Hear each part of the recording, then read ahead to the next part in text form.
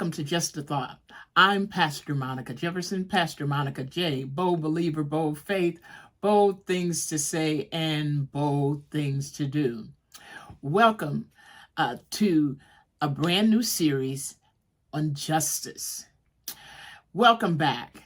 I'm so glad you're here as we begin a 4-week journey using Micah 6 and 8.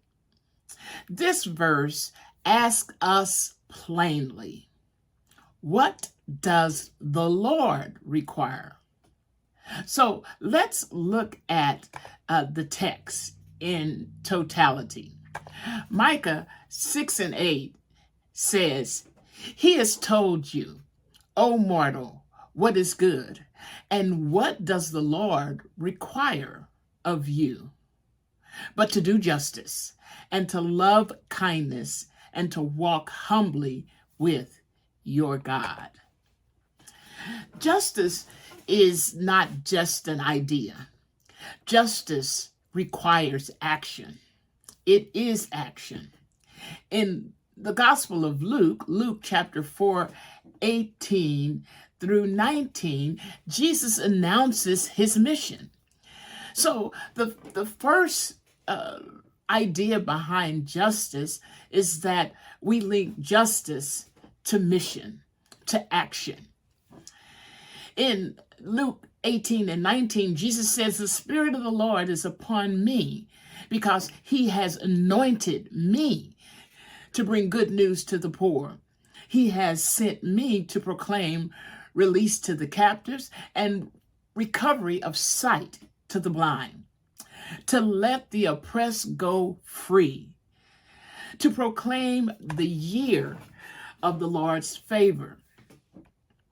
So you see, just from that particular text, we have come to understand that justice requires action. There is an actionable idea behind justice. So let's keep going. In the book of Matthew 23 and 23,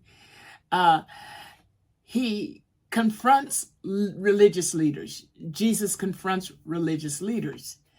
And often when we're talking about justice, there is some aspects of justice that is confrontational. In Matthew 23 and 23, he says to the faith community, to the community of which he is a part of, Jesus is a part of.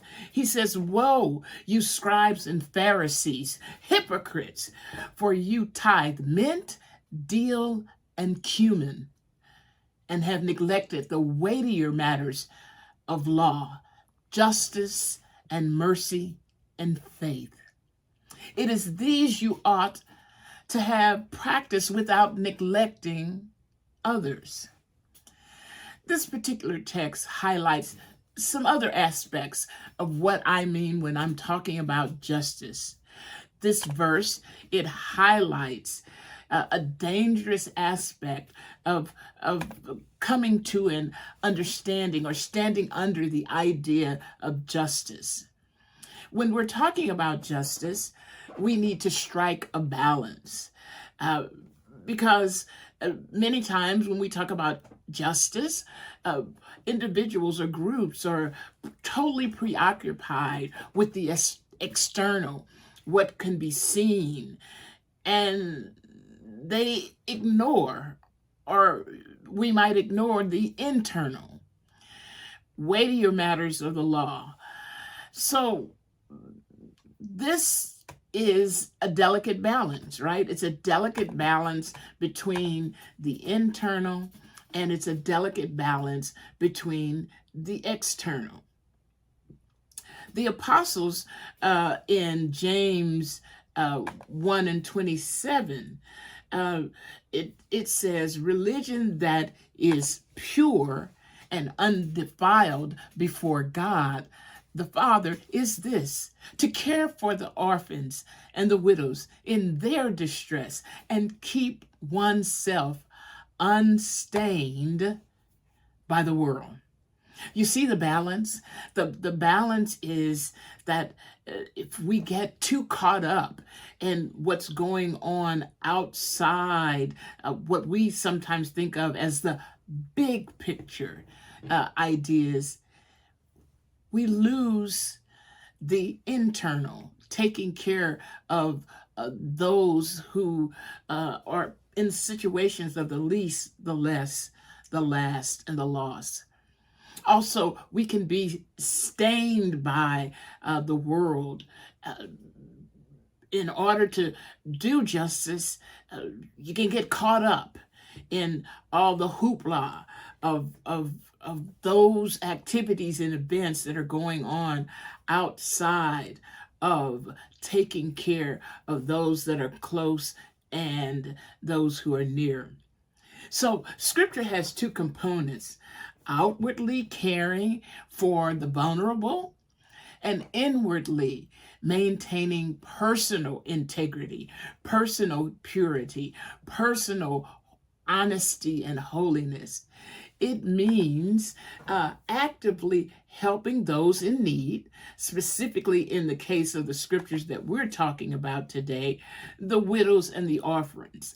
In our particular case, in our modern times, and when I'm talking to you, it becomes a part of what we are invited, called to do by God, is to determine who are the widows and orphans, who are the least, the less, the last, and the lost, who is in need that requires our help, our service, and our advocacy and our assistance.